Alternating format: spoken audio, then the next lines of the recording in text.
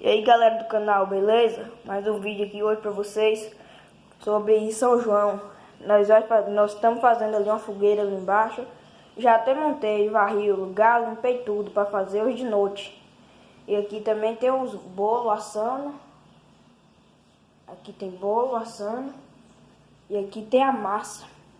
A massa pra fazer outro bolo. A massa que aqui nós chamamos de bolo de milho. E aqui tem a canjica dentro dessa panela. E vou mostrar ali pra vocês, pessoal. Mostrar lá a fogueira.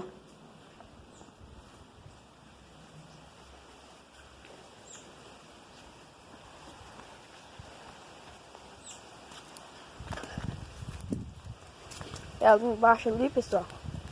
Vou mostrar a fogueira. A mesa, como é de São João, o São João é bem rústico.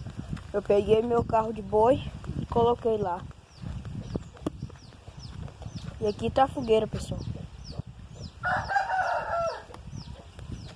Hoje de noite vou colocar fogo nela, vai queimar.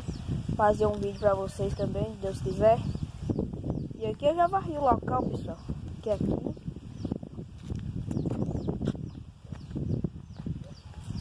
Daqui a pouco eu vou trazer os bancos. A mesa vai ser esse carrinho de boi aqui, ó. Aí a gente coloca as comidas aqui em cima. E quem querer vai se servindo. Trazer café também. Varri aqui, pessoal, ó. Varri aqui tudo, aqui em volta dessas mangueiras, tudo aqui, ó. Eu busquei um pouco da lenha. Meu pai também ajudou a pegar.